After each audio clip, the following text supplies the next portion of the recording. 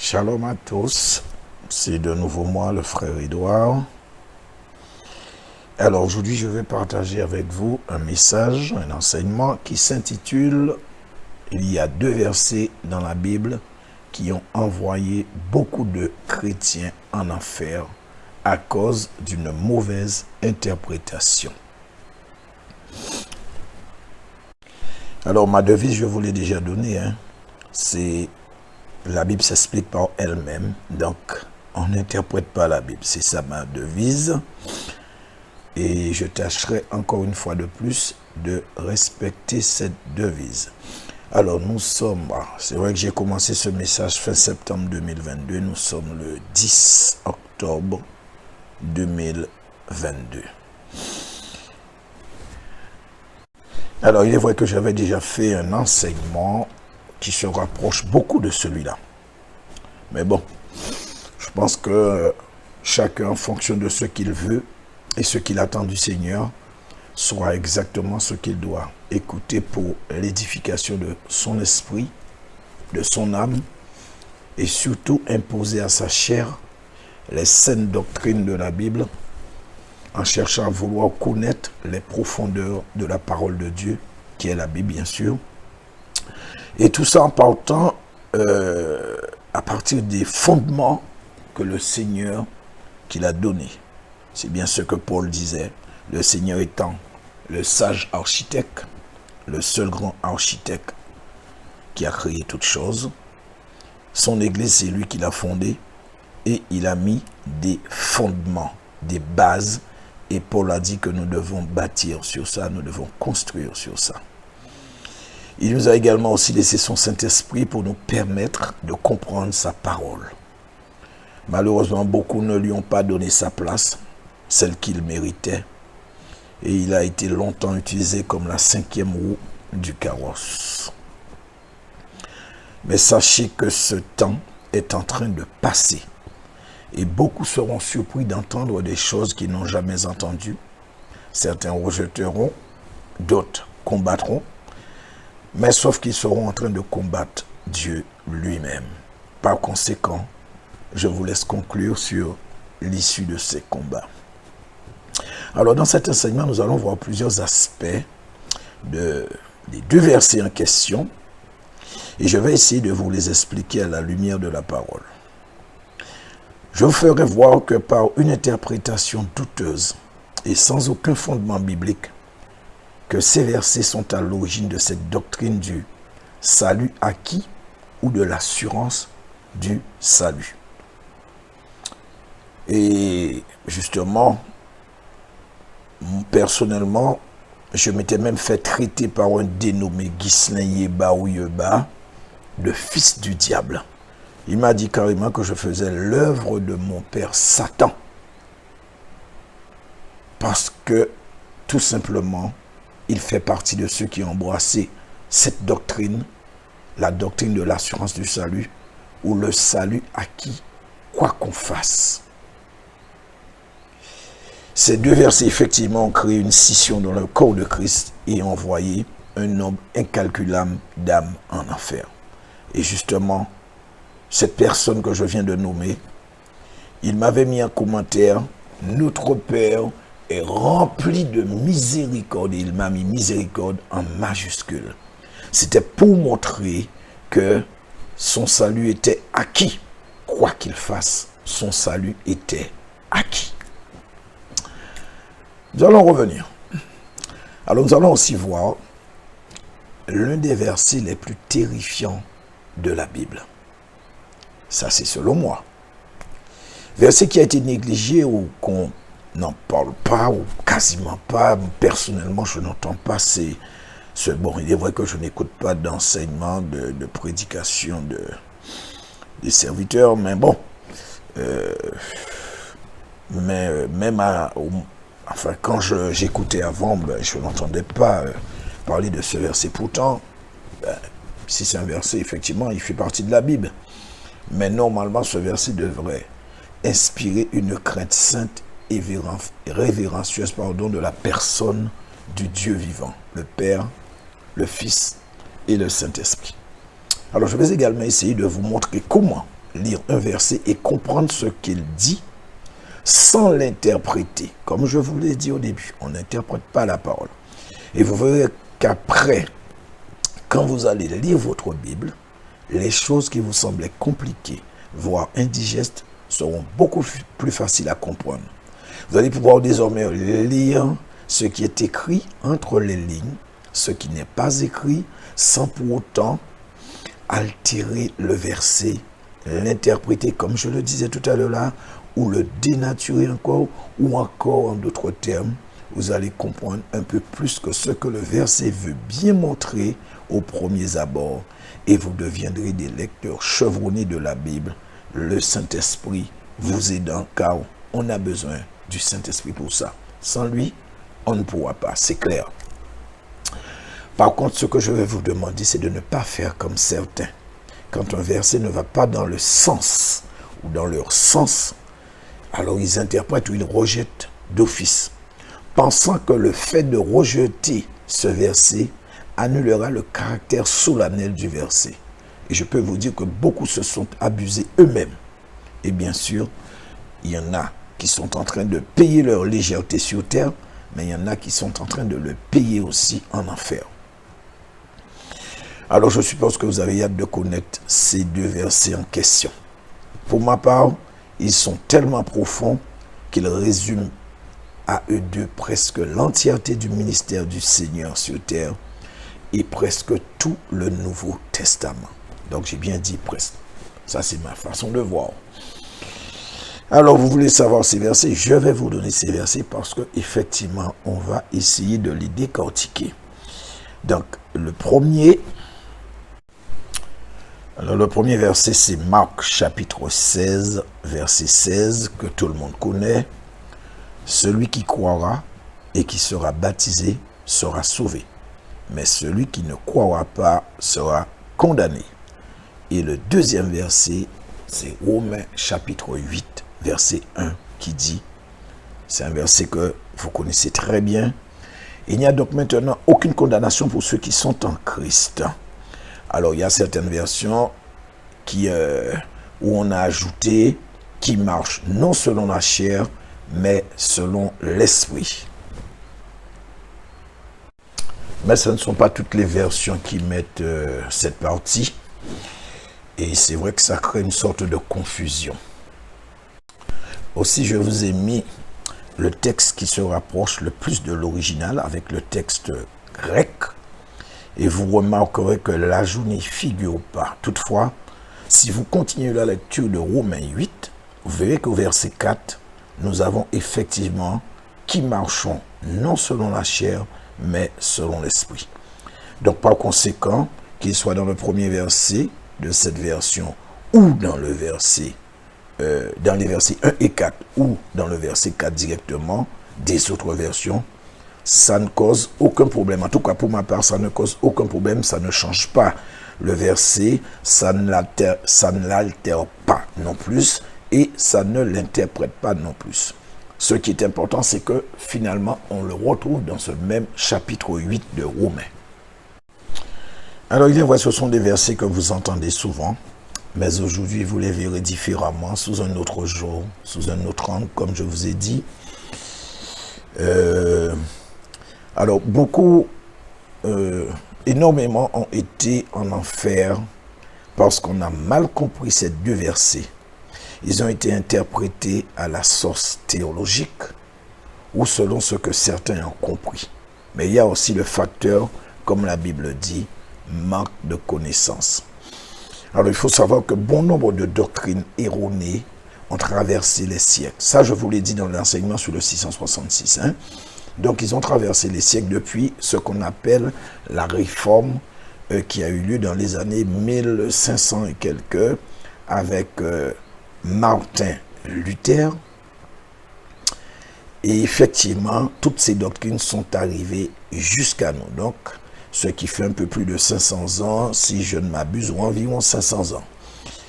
Et malheureusement, ces doctrines ont été acceptées comme étant paroles d'évangile. sans jamais, bon, enfin, je ne vais pas dire sans jamais, mais bon, certains ne se sont pas donné la peine de remettre en question le bien fondé de ces dites doctrines. Pourquoi je dis ça?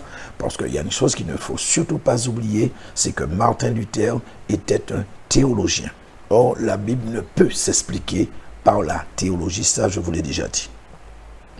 Alors, dans tout ça, chacun essayait de démêler le vrai du faux, le bon grain de l'ivraie, mais en fait, finalement, c'est le Saint-Esprit, finalement, on revient à lui, c'est lui seul qui donne la capacité de faire ou qui révèle les choses profondes de la Bible. Alors, pardon, je vous l'ai toujours dit, dès lors que vous faites appel à la théologie, vous serez complètement à côté. Luther, je vous l'ai dit, il a fait de la théologie, il sortait de l'église catholique romaine, il était prêtre, et comme bon nombre de ses contemporains d'ailleurs, et nous avons les résultats jusqu'à maintenant. Alors ce qu'il faut comprendre, c'est qu'à cette époque, il sortait donc sous le catholicisme en fait, hein. Et puis il recommençait, on va dire, sur une nouvelle base, la base de, ils appellent ça la réforme ou le protestantisme. Et malheureusement, avec la théologie, quand ils ont commencé, ils voulaient bien faire, bien sûr, Martin. Même le problème, c'est que tous ceux qui l'ont suivi, malheureusement, ça ne s'est pas fait en un jour. Hein. Maintenant, si quelque chose se passe dans le monde, en 24 heures, en 48 heures, tout le monde sait à cause des médias, ça ira très vite en fonction de l'importance de la chose. Mais à leur époque, ça prenait plus de temps parce qu'il n'y avait pas de médias. Et le problème, c'est qu'en fait, ils essayaient de comprendre, mais le fait d'avoir encore cette histoire de théologie qui leur collait à la peau, ils n'ont pas fait confiance au Saint-Esprit. Et dès lors que l'un d'entre eux ne comprenait pas, on n'était pas d'accord avec la façon qu'était acceptée une doctrine ou qu'on comprenait une doctrine, qu'est-ce qu'il faisait? Alors voilà, il allait, il ouvrait, il créait une branche, quoi. Dans le courant qui avait déjà été créé, il créait une nouvelle branche. Et finalement, à l'heure où nous sommes, 500 ans après, figurez-vous que le courant évangélique a plus de branches qu'un arbre. Que voulez-vous? De toute manière, le Seigneur mettra de l'ordre en temps et en heure. Ça, c'est clair. Alors, le problème, c'est que, est-ce que ça a été fait de manière volontaire ou involontaire, de manière consciente ou de manière délibérée? Dieu seul sait. Parce qu'on ne sait pas ce qu'il y a dans les cœurs des gens. Mais il y a une chose qui est sûre, c'est que ça a été fait et ça a causé des dégâts considérables dans le corps de Christ jusqu'à maintenant, je vous l'ai dit, et nous le voyons. Mais bien sûr, il n'est jamais trop tard pour bien faire. Et dans cet enseignement, justement, je me propose justement de rectifier. Et effectivement, tous ceux qui ont soif de la vérité, qui veulent vraiment connaître, attention, je ne suis pas en train de m'encenser ou de m'enorgueillir. Tout ce que je vous dis, c'est que je vais essayer de vous expliquer à la lumière de la parole et avec l'aide du Saint-Esprit. De toutes les manières, vous allez écouter et vous verrez. Alors bien sûr, je vous l'avais aussi dit dans l'enseignement sur le 666, c'est pas que j'entende le Saint-Esprit me parler de manière audible comme certains. Il est vrai que j'aurais bien aimé, mais chacun a reçu un don, une grâce particulière. Et en tout cas, pour ceux qui ont ce don, c'est vraiment une grâce et ils sont vraiment bénis, enfin en tout cas pour ma part, au-dessus de tout. Mais c'est simplement que je sais que ma source, c'est le Saint-Esprit. C'est tout ce que je sais. D'ailleurs, comme je vous l'ai toujours dit, et je vous le dis encore, je suis en train de faire un enseignement pour demander au Saint-Esprit si ce que je dis, est-ce que ça vient de lui? Est-ce que c'est bon? Ou est-ce que c'est pas bon? Voilà, c'est pas plus compliqué que ça. Et nous n'allons pas perdre de temps, nous allons commencer avec le premier verset qui est Marc 16, chapitre 16, verset 16, qui dit « Celui qui croira et qui sera baptisé sera sauvé, mais celui qui ne croira pas sera condamné. Alors, quand vous lisez un verset, la première des choses qui doit attirer votre attention, je dis, avant de venir, par rapport à ce verset que nous venons de lire, ce qui attire déjà l'attention, c'est le fait qu'on retrouve le chiffre 1 à 2 reprises. Que ce soit dans le chapitre ou que ce soit dans le verset. Or, le 1, nous savons, représente l'unité entre le Père, le Fils et le Saint-Esprit. L'homme qui épouse une femme, les deux deviennent un également. Toujours l'unité. Alors, nous avons aussi également le chiffre 6 qui est représenté à 2 reprises dans le chapitre comme dans le verset. Et ce chiffre 6 représente l'homme. Alors, j'ai conclu ainsi, ou j'ai résumé plutôt ainsi, les deux nombres, 1 et 6, qui est le chapitre et le verset qui nous donne 16 et 16, sans pourtant faire de la numérologie. Simplement, le Créateur face à sa créature, ou le créé face au Créateur. Alors, que veut dire ceci?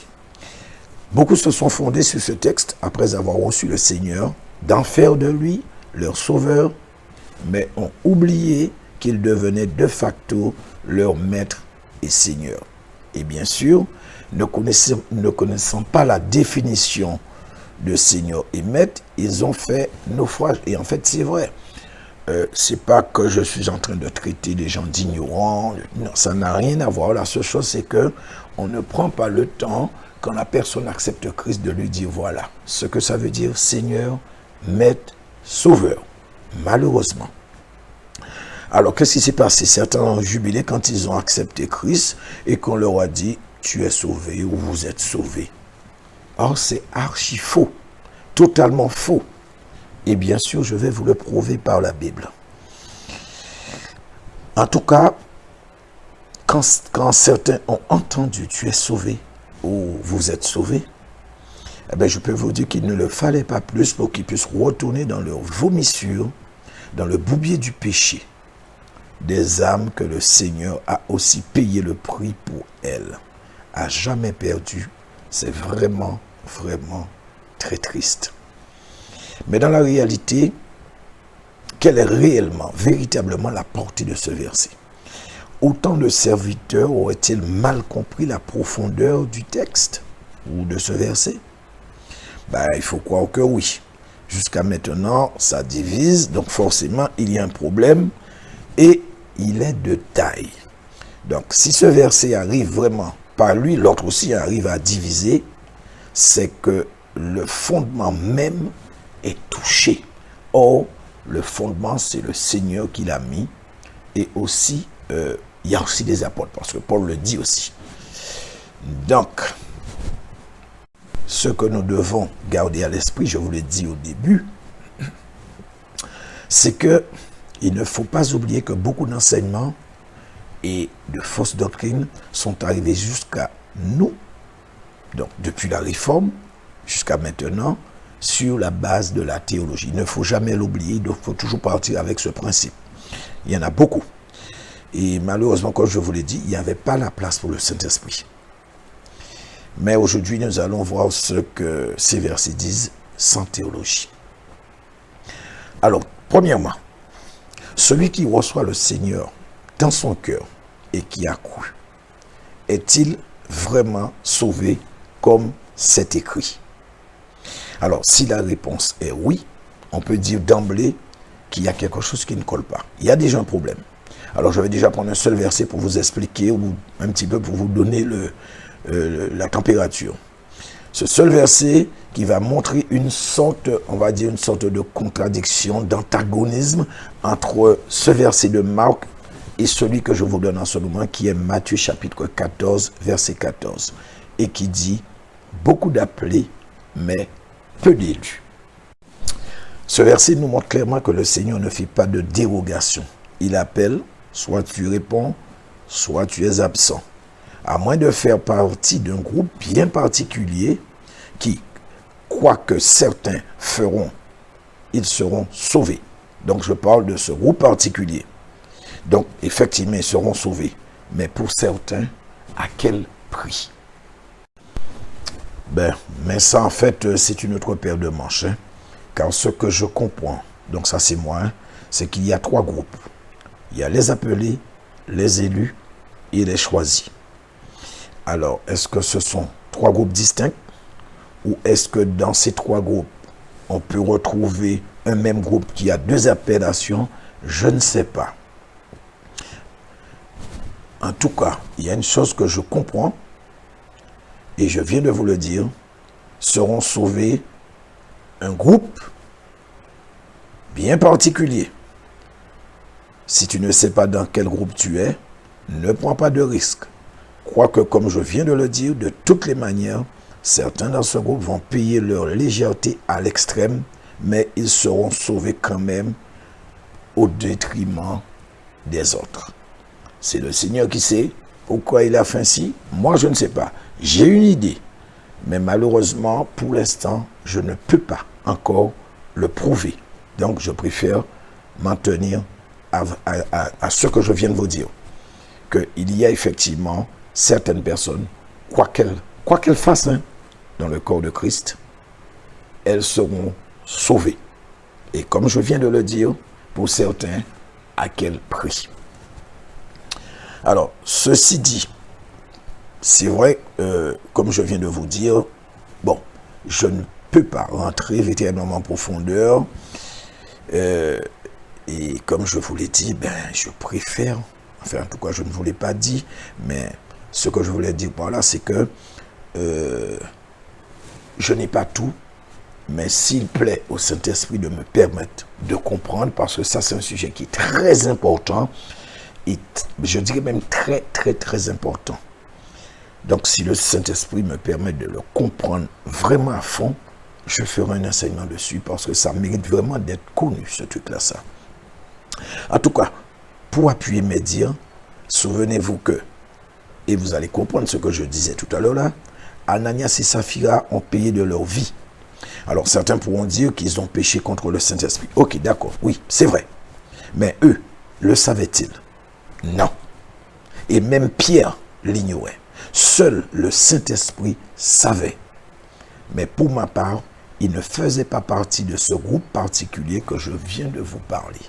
Non, il ne faisait pas partie. Alors, à contrario, celui qui était avec la femme de son père dans 1 Corinthiens chapitre 5, que vous connaissez tous, qui parle d'une impudicité qu'on ne retrouve même pas chez les païens. Moi, je pense que lui, il en faisait partie. Parce que ce qu'il a fait était vraiment une abomination. Effectivement, il n'était pas juif, parce que c'était pour l'église de Corinthe. Ça se pourrait aussi qu'il était un juif à Corinthe. Mais bon, on ne va pas épiloguer là-dessus. On va dire carrément, bon, c'était dans l'église de Corinthe. Et moi, pour ma part, je dis qu'il faisait partie de ce groupe parce que, déjà, donc, si Paul a envoyé ça pour l'église de Corinthe, c'est qu'il faisait partie de l'église. Et Paul dit, je suis présent en esprit avec vous. Alors, ce que je pense, c'est que le Saint-Esprit le lui a révélé, forcément. Pourquoi? Paul dit, il faut livrer sa chair au diable pour que son âme soit sauvée. Il faut livrer son âme. Pourtant, ce qu'il a fait était très grave. Il n'a pas été frappé comme Ananias et Saphira. Que son âme soit sauvée. C'est pour cela que je vous dis, certainement, il faisait partie de ce groupe. Parce que dans la Bible, il y a beaucoup de subtilités et nous devons comprendre. C'est pour ça qu'il ne faut pas lire comme ça. Il faut comprendre. Si cet homme, et comme Paul a dit, s'ils l'ont fait, parce qu'on ne sait pas, c'est fort possible qu'ils l'ont fait, cet homme serait à ce moment-là, donc livré, sa chair livrée au diable, ça voudrait dire qu'il serait frappé par certaines maladies très douloureuses à l'extrême, afin de payer le prix de son infamie. Mais au final, et c'est ce qui est le plus important, il sauverait son âme quand même, contrairement à Ananias et Saphira. Et je tiens à vous dire que ce qui était valable pour cette époque est aussi valable pour notre époque. Donc je reviens encore à Marc 16. Donc celui qui croira et qui sera baptisé sera sauvé, mais celui qui ne croira pas sera condamné. Alors nous pouvons déjà voir que c'est un verset qui est écrit dans un temps qui ressemble au futur, mais ce n'est pas le futur. C'est ce qu'on appelle le présent progressif ou le présent continu. Alors, qu'est-ce que c'est? Qu'est-ce que ça veut dire tout ça? Ça veut dire qu'à partir du moment qu'on a cru, on ne doit jamais s'arrêter de croire. C'est une démarche quotidienne en quête de sanctification et de consécration. Et ce, jusqu'à la fin de notre vie terrestre ou de l'enlèvement pour ce qui est de notre temps. Voilà pourquoi le verset est écrit au présent continu ou présent progressif. Autrement, si croire simplement, comme on a tendance à dire à ceux qui acceptent Christ, il suffit de croire au Seigneur et tu es sauvé. Je peux vous dire qu'on aurait écrit le verbe dans un autre temps, par exemple le présent ou l'imparfait, mais pas le présent progressif ou le présent continu. Alors, j'espère que vous voyez la différence et je peux vous dire qu'elle est énorme, elle est abyssale. Et en fait, ça fait même toute la différence. Donc voilà pourquoi, comme je vous l'ai dit tout à l'heure là, il ne faut pas se précipiter pour lire des versets et conclure sans prendre le temps de méditer la parole. Beaucoup ont fait naufrage à cause de ça. Alors également aussi, pour ce qui est du baptême, celui qui croit, il se fera baptiser. En fait, ça ne concerne pas, ou du moins que le fait d'être plongé dans l'eau, l'immersion dans l'eau. Ça n'a rien à voir par rapport à ce qui est écrit. Donc, je ne dis pas par là que être baptisé, c'est pas de ce qu'il parlait, mais ce que je veux dire, c'est beaucoup plus profond que ça. Il y a le baptême de la croix que nous devons porter comme le Seigneur lui-même l'a dit à ses disciples. Pouvez-vous boire la coupe que je dois boire et être baptisé du baptême que je dois être baptisé? À quel moment le Seigneur a dit ça? N'est-ce pas au moment où sa mort approchait? Par conséquent, il était déjà baptisé par Jean. Donc, vous voyez, ça ne peut pas concerner juste le plongeon dans l'eau. Non. Mais le baptême de la souffrance, le baptême de la croix. Et j'ai une bonne nouvelle pour vous. C'est ce baptême, c'est à ce baptême que le Seigneur t'invite, vous invite, quand il a dit que celui qui veut me suivre prenne sa croix. Et également, vous aurez des tribulations, ou encore celui qui endurerait jusqu'au bout, celui-là sera sauvé. Jusqu'au bout, jusqu'à la fin. Donc, de la vie de cette personne, ou par exemple dans le temps où nous sommes, pour ceux qui attendent l'enlèvement de l'Église. Vous voyez, c'est vraiment très profond.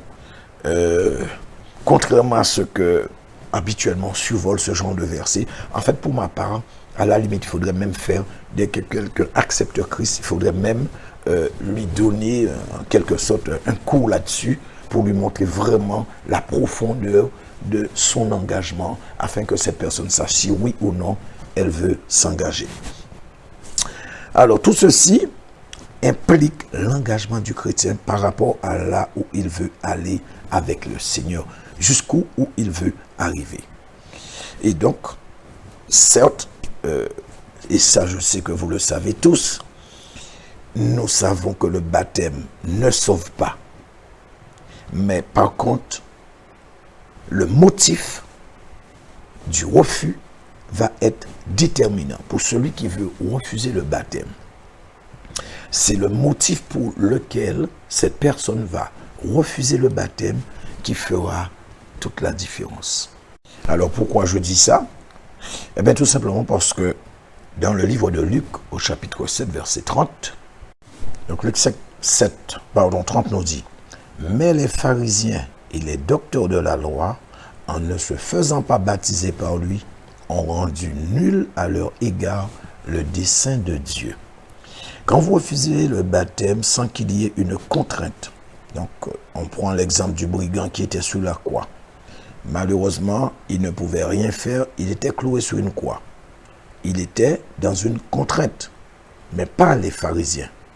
Et dans le cas du brigand, le Seigneur a consenti. La preuve, il lui a dit, tu seras avec moi dans le paradis.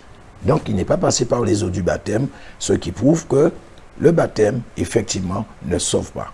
Mais comme je viens de vous dire, et on l'a lu dans le chapitre 7, verset 30 de Luc, c'est le motif pour lequel vous allez refuser le baptême qui sera déterminant.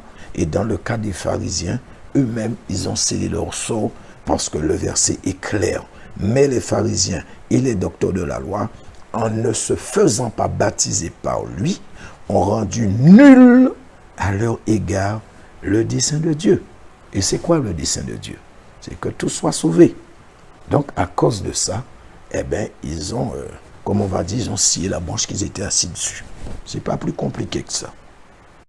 Donc, si vous dites, oui, bon, j'ai été baptisé quand j'étais petit, ou autre truc de ce genre, je vous dis ce que la Bible dit, vous annulez le dessein de Dieu à votre égard. Si vous voulez croire, croyez. Si vous ne voulez pas croire, c'est vous qui voyez. Mais je vous dis la vérité.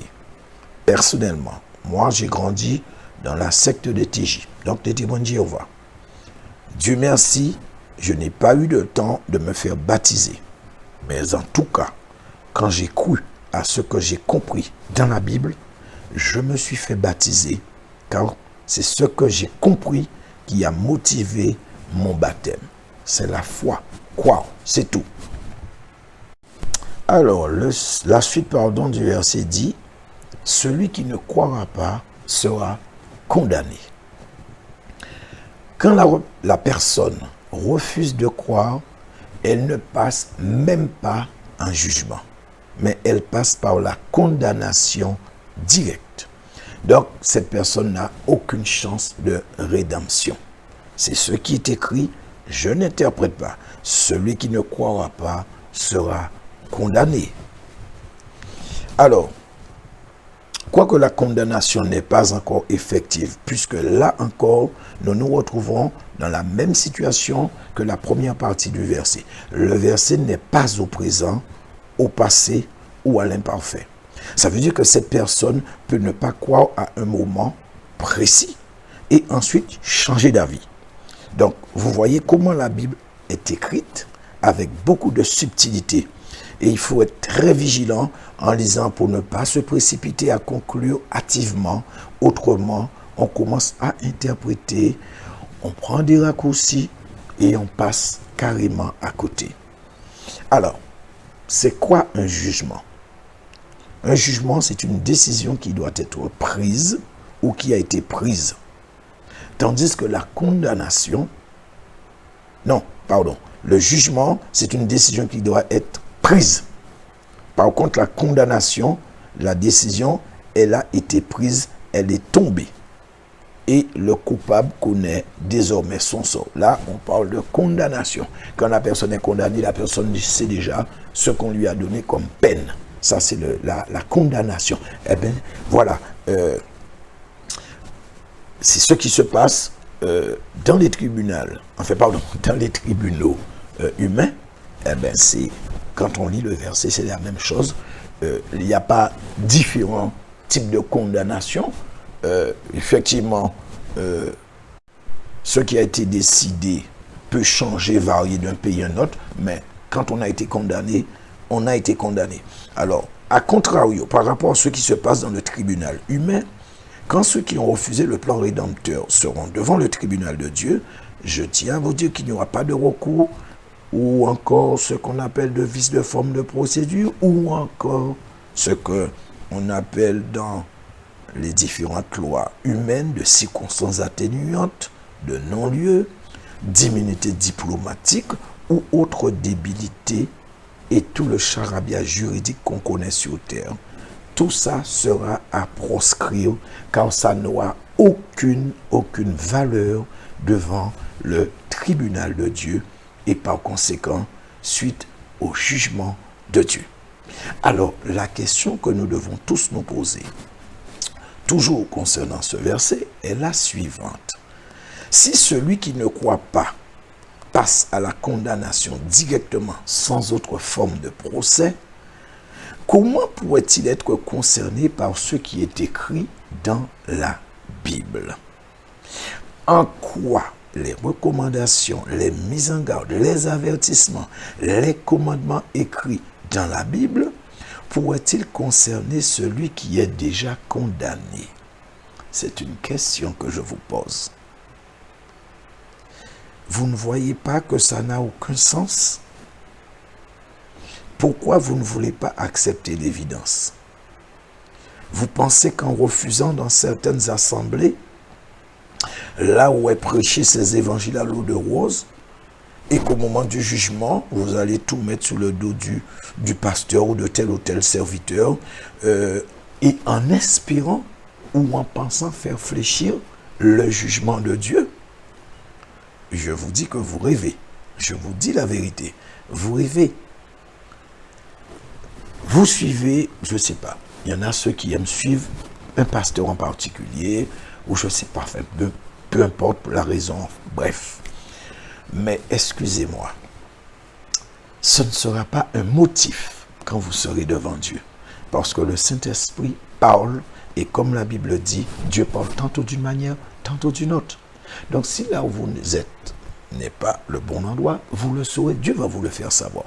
Mais surtout, ne fermez pas votre cœur quand on va vous dire que c'est pas là où Dieu m'a dit de te dire telle chose, de vous dire telle chose, etc. C'est tout. Ce qu'il faut comprendre, c'est qu'en aucune façon, celui qui est déjà jugé n'est concerné, ni de près, ni de loin, puisqu'il y a déjà une condamnation qui pend au bout de son nez. C'est ça le truc. Cet individu, qu'est-ce qu'il fait? Il est là, il va attendre simplement ce qu'il attend. Je vais dire ça comme ça, ce qu'il attend parce qu'il est déjà condamné. Et comme je vous ai dit, si toutefois il ne change pas d'avis. Donc si on lui propose d'accepter Christ, il refuse, c'est ce qu'il va attendre, il est déjà condamné, il attend simplement que Dieu lui dise, bon voilà, tu as refusé, voilà ce qui était le plan rédempteur, bon, tu as craché dessus, voilà, tu vas là. Il est déjà condamné. C'est tout. Donc, je suppose que vous commencez déjà à comprendre ce que je vous dis, et par conséquent, vous avez compris pour qui la Bible a été écrite.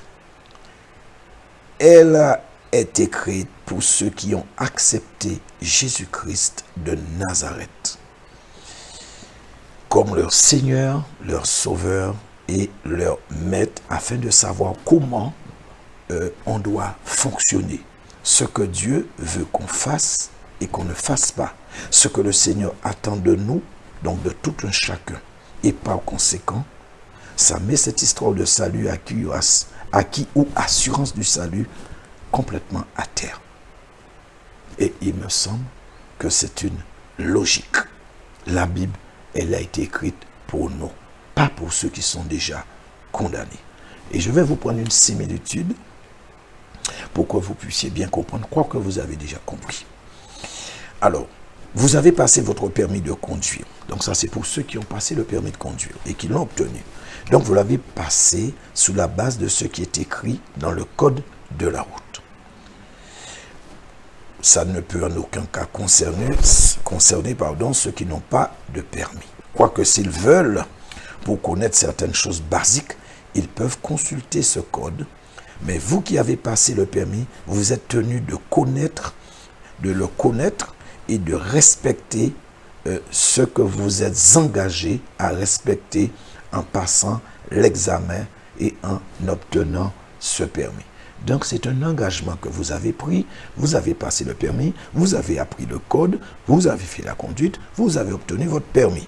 Donc en fait, c'est un engagement que vous avez pris, c'est de respecter le code de la route. C'est pour ça justement qu'on vous a donné le permis. C'est parce que quand vous avez fait le test, que ce soit pratique ou, enfin, la partie théorie, on va mettre ça de côté, ok, c'est bon.